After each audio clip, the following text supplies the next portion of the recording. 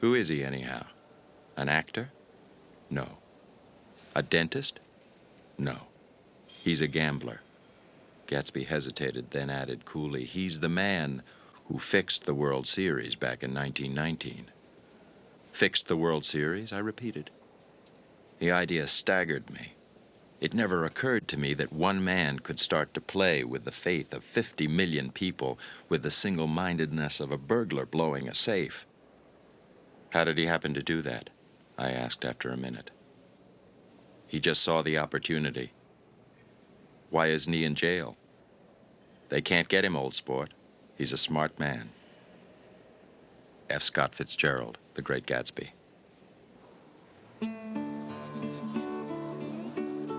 In 1919, no team played better than the Chicago White Sox, pennant winners in the American League. And few teams were paid as poorly or got along as badly. Players deliberately crossed each other on the field. During infield practice, no one threw the ball to second baseman Eddie Collins, Chicago's highest paid player, all season long. Teammate Chick Gandil had not spoken to Collins since 1915. I thought you couldn't win without teamwork, Collins said later, until I joined the White Sox. Yet somehow we won 100 games and the pennant that year. The White Sox were heavy favorites to beat the better paid but far weaker Cincinnati Reds in the World Series. The Chicago owner was the old Roman, Charles A. Comiskey, himself a former player, but now among the game's most parsimonious executives. They were abused horribly by Charles Comiskey, who was a man of a small mind, a tight fist, and a nasty temperament.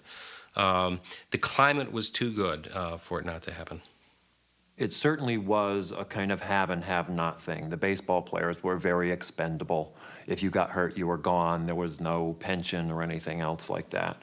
And they saw people making money hand over fist. The owners, in Comiskey's case, he owned the ballpark.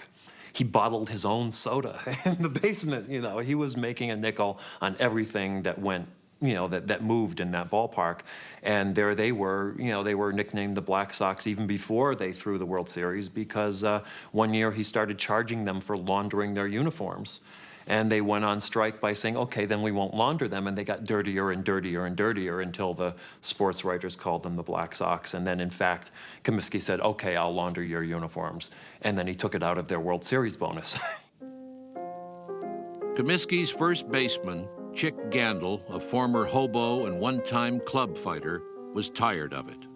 He was nearing the end of his career and wanted one shot at some really big money. For the right money, Gandil let it be known, he would be willing to talk some of his teammates into throwing the series. There was nothing new in working closely with gamblers to throw games. Many players supplemented their incomes that way. The brilliant infielder Hal Chase had made something of a career of it. But throwing the World Series was something else again. Still, Gandil was determined. And now the right money was found. An ex-boxer, Abe Attell, and Sleepy Bill Burns, a one-time White Sox pitcher, served as go-betweens. But behind it all was New York's most notorious gambler, Arnold Rothstein, who was said to be willing to bet on anything except the weather because there was no way he could fix that. Rothstein was basically a guy who never gambled. You know, he's known as a gambler, and he never gambled on anything in his life, which is why he got very, very wealthy. He only put money ostensibly gambling on things that he knew were a sure thing or that he had covered so well that there was no way that he couldn't make a profit. I don't think he really cared about sports. I think he really did cynically feel like, well, these guys are schmucks. They're going to be old men, and I'm still going to be making money off this game when they just have to pay to get into the stadium. The proposition to throw the World Series was first brought to me in New York City in front of the Ansonia Hotel. Chick Gandil came to me and said he wanted a conference. He asked me if anybody had approached me on the 1919 World Series with the purpose of fixing. I told him not yet. He asked me if it was fixed, would I be willing to get in and go through with it. I told him I would refuse to answer, right then. Lefty Williams. Gandil recruited 6 teammates. Pitcher Claude Lefty Williams. Outfielder Oscar Happy Felsch. Third baseman Buck Weaver. Shortstop Swede Risberg. Right-handed pitcher Eddie Cicotte. And the idol of schoolboys all over the Midwest, Joseph Jefferson Jackson. In 2 years, he had risen from a poor mill boy to the rank of a player in the major leagues. The ignorant mill boy had become the hero of millions. Out on the hot prairies, teams of Joe Jacksons battled desperately with the Thai cobs. There came a day when a crook spread money before this ignorant idol, and he fell.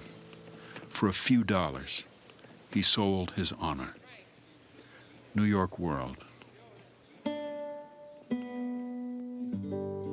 A South Carolina country boy, he had learned how to bat from a Confederate veteran who had learned his baseball from Union soldiers in a northern prison camp. He had hoped to be a pitcher until he broke a batter's arm with a wild pitch. Jackson could neither read nor write, but he could hit. 408 in his rookie year, 356 lifetime, the third highest average in history. His home runs were called Saturday specials because most of the textile workers' games in which he got his start were played on Saturdays. And he hit them with a special 48-ounce bat, Black Betsy, made for him by a local lumberman from the north side of a hickory tree, and darkened with coat after coat of Jackson's tobacco juice. Ty Cobb himself thought Joe Jackson the greatest natural hitter I ever saw.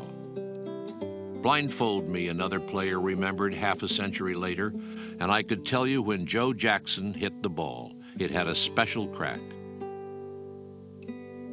He was called Shoeless Joe because he was said once to have been spotted in the minors playing in his socks when new shoes proved too tight.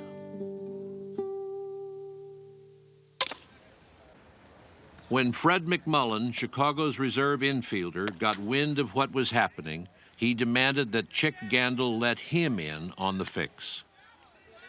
Now, 8 White Sox were involved, though Buck Weaver would later claim that he had not agreed to participate. The smart players demanded their money up front. The meeting was held about 8 o'clock in the evening. I said, there's so much double-crossing stuff. If I win in the series, I wanted the money put in my hand. I went back to my room at 11:30, and the 10 grand was under my pillow. Eddie Cicotte.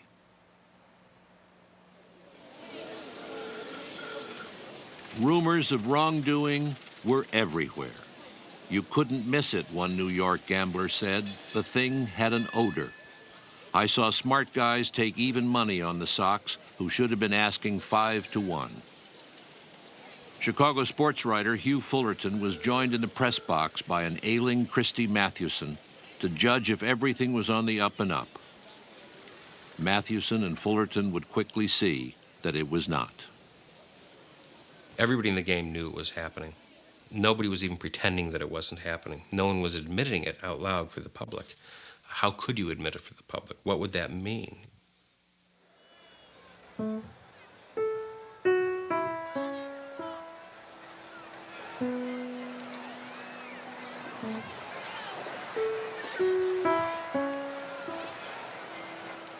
To boost their gate receipts, the owners decided that the 1919 World Series would be a best-of-9 game contest.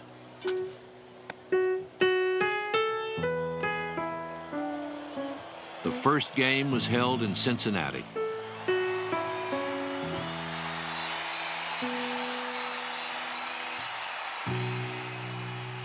Eddie Cicotte, ordinarily a master of control, hit the first batter in the back. Then he threw wild, bobbled a grounder, ignored his catcher's signals. Swede Risberg ruined an easy double play by failing to step on the bag. Joe Jackson threw wide from the outfield and seemed to slow down to miss balls near him. Cincinnati won 9-1. This contest between the Reds and the White Sox is something that is concentrating the nation's attention and its faith.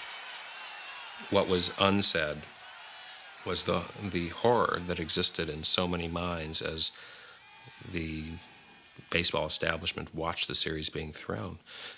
It was visible from the very first pitch, the first game, when the signal was put in, and Eddie Cicotte hit the first batter, and that was the signal to the gamblers that the fix had worked. The only thing that the gamblers did wrong with that series, from their own perspective, is that they made the mistake of letting the Reds win the first game, because that drove the odds down. And if the White Sox, the Black Sox, had won the first game, Rothstein and his cohort would have made a hell of a lot more money. In the second game, it was Lefty Williams' turn.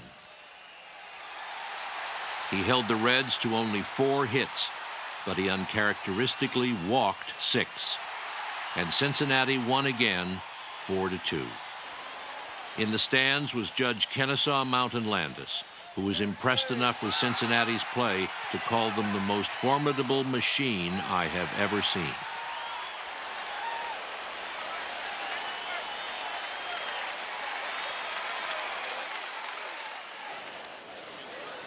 The third game was held in Chicago.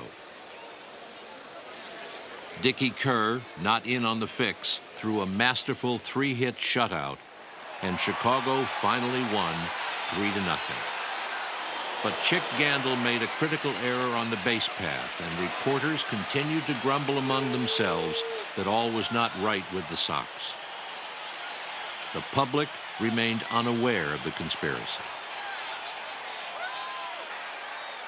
Cincinnati took the fourth game 2-0 behind the superb pitching of Jimmy Ring.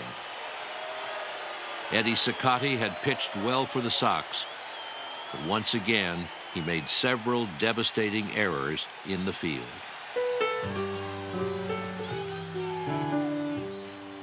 There is no alibi for Cicotte. He pitched a great game, a determined game, and one that would have won 9 times out of 10. But he brought the defeat crashing down upon his own head by trying to do all the defensive work. He made the wild throw that gave the Reds their opening, the only real one they had. And he followed that up by grabbing a ball thrown from the outfield and deflecting it past the catcher.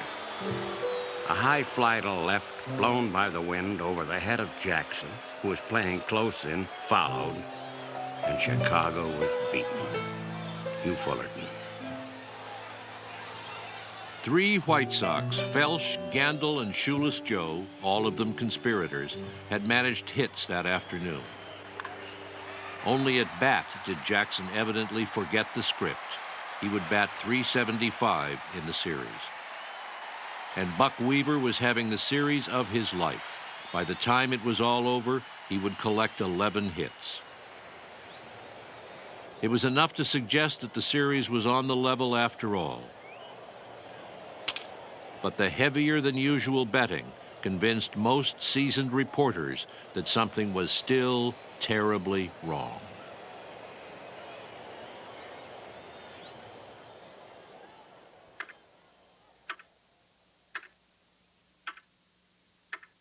After the game was over, I went up to my room. I was ill. I was sick all night. Felsch was in the room with me. I believe I discussed the matter with him and said, "Happy, it will never be done again." I don't believe he even answered me. Eddie Cicotte.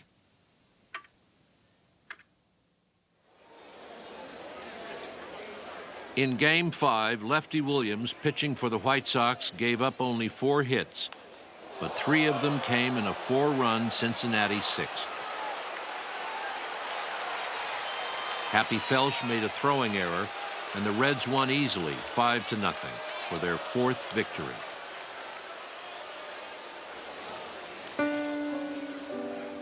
Cincinnati needed only one more win to clinch the best-of-9 game series. White Sox manager Kid Gleason was stunned. They aren't hitting. I don't know what's the matter. But I do know that something's wrong with my gang.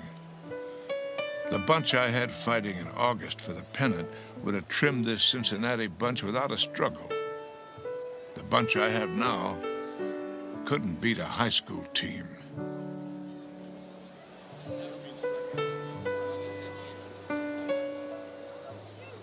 Well, I was at all the Chicago games.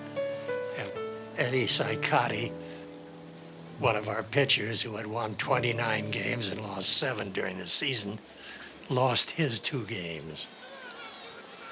And Lefty Williams lost his 2 games. I've forgotten what his 1919 record was, but it was great. And it was just virtually impossible for those 2 men to lose 2 games each and be honest. The 2 teams traveled back to Cincinnati for Game 6. Ring Lardner, who was covering the series, he would walk up and down the train singing, "I'm forever blowing ball games, pretty ball games in the air," and the players all knew what he was saying, and they were seething with rage. Christy Mathewson sat in the press box with Huey Fullerton, the great Chicago baseball writer, and Fullerton said, "I want you to point out to me things that aren't kosher, the plays that look like that these guys are not trying their hardest." And Mathewson had a string of them throughout the series. It wasn't subtle. But now the conspirators rebelled. They had not received all the money they had been promised, and the Black Sox now resolved among themselves to play all out. In Game 6, Chicago came from behind to win on dramatic 10th-inning hits by Jackson and Gandil. In Game 7, Cicotte again pitched well, and this time made no errors. Jackson and Felsch drove in all of the Sox runs. Chicago won again, 4-1. The series now stood 4-3 in Cincinnati's favor. Chicago fans, battered by their team's poor play, now began to hope.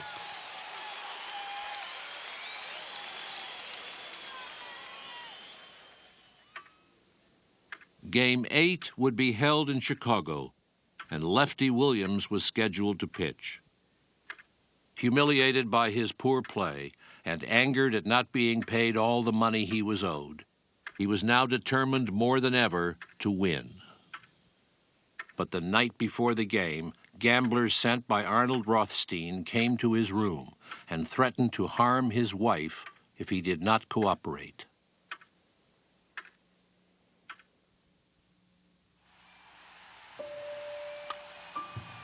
Game 8. Chicago had to win. The entire city held its breath. Lefty Williams walked to the mound. As he had in Game 2 and Game 5, Williams pitched miserably. He gave up 4 runs and was replaced before the first inning was over. Home runs and extra base hits by Joe Jackson and Chick Gandil did little to stop the inspired Reds, who won the game going away, and the World Series 5-3.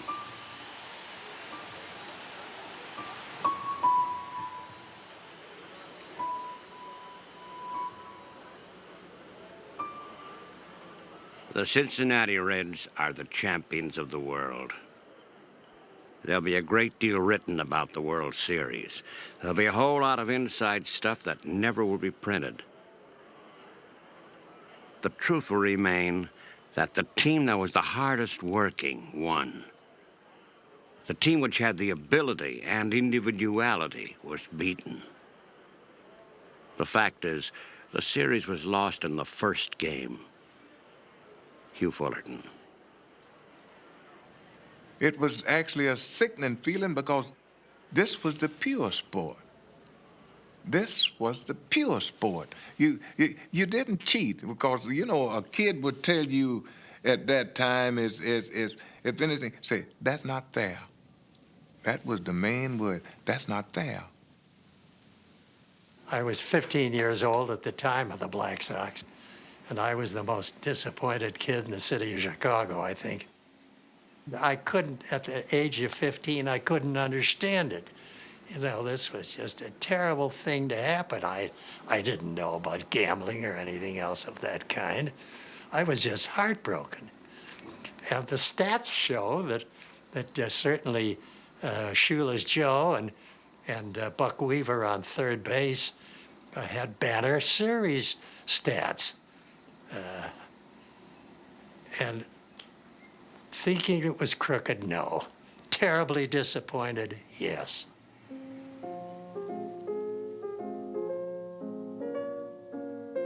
That winter, in an article for the New York World, Hugh Fullerton suggested the series had been fixed.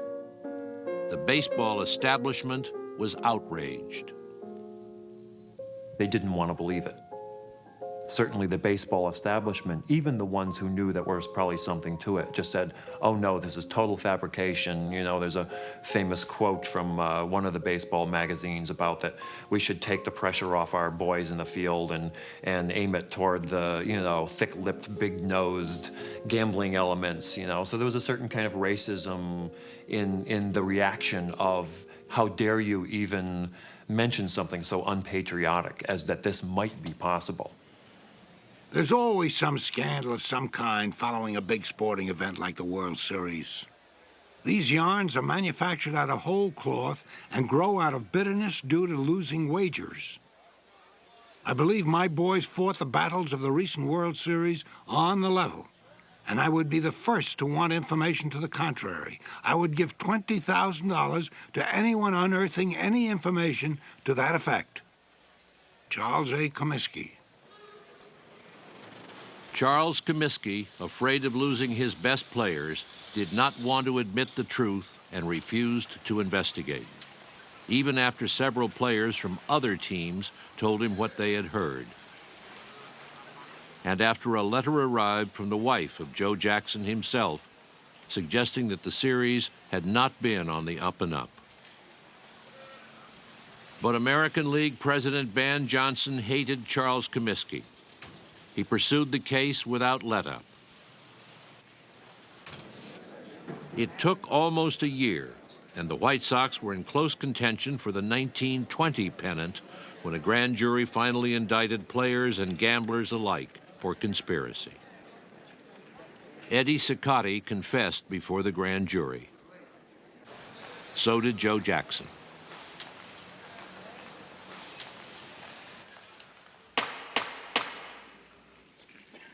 What is your name? Joe Jackson. Where's your home? In Greenville, South Carolina.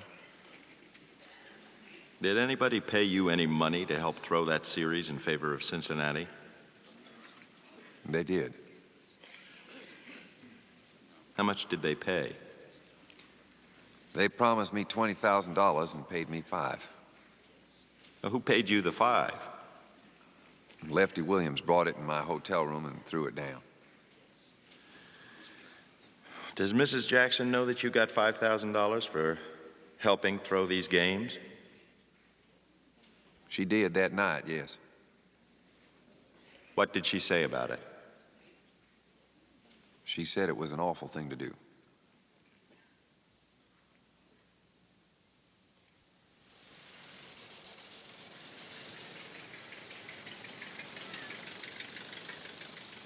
Leaving Comiskey Park one afternoon, Jackson was surrounded by a crowd of men and boys. One boy called out, "It ain't true, Joe, it ain't true." Others joined in. Jackson kept walking to his car. The fans followed at a distance. Jackson never said a word.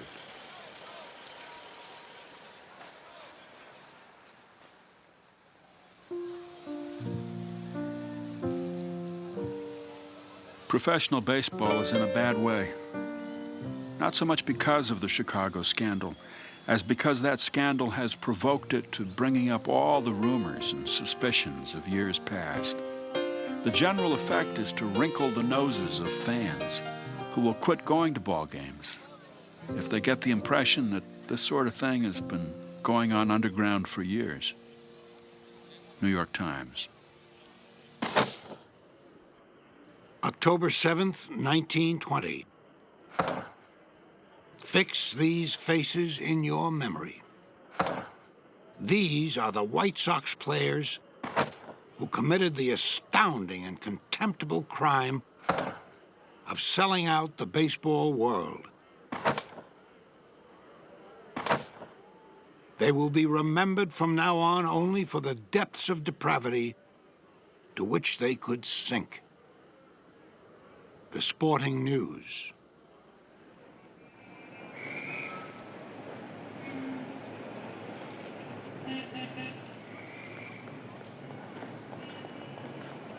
In the end, no one went to jail. Arnold Rothstein indignantly denied knowing anything about any fix. He loved baseball, he said. It was the national game. He moved on to bootlegging, drug peddling, and labor racketeering, and was eventually shot to death by a rival gambler whom he had accused of fixing a poker game. Abe Attell and Sleepy Bill Burns were freed for lack of evidence, but were no longer welcome at ballparks. All 8 ball players were acquitted by a jury after the transcripts of Cicotte's and Jackson's confessions mysteriously vanished from the court file. They were tried and found innocent. A travesty, really. But it came out that Arnie Rothstein and the rest of them were crooked gamblers and were able to persuade the boys to throw the games, even though some of them, I guess, never got a dime. And they weren't. Most of the Black Sox were not crooks. They were dumb farm boys who didn't know anything about finance or anything else. Regardless of the verdict of juries, no player who throws a ball game, no player that undertakes or promises to throw a ball game, no player that sits in conference with a bunch of crooked players and gamblers where the ways and means of throwing a game are discussed and does not promptly tell his club about it will ever play professional baseball. The day after the Black Sox were acquitted, Judge Landis barred all 8 players for life. None of them ever played Major League Baseball again.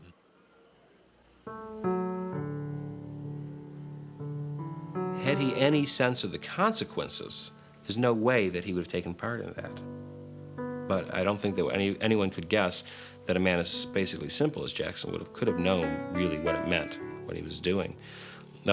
His livelihood was taken away after the 1920 season, and with it, really, his life. He lived another 30 years, but not very happily. Joe Jackson played outlaw baseball in South Georgia for a time, then ran a liquor store in Greenville, South Carolina. Ty Cobb once came in for a fifth of bourbon. Jackson did not seem to recognize his old rival. Cobb finally asked, "Don't you know me, Joe?" "Sure, I know you, Ty," Jackson answered. "I just didn't think anyone I used to know up there wanted to recognize me again."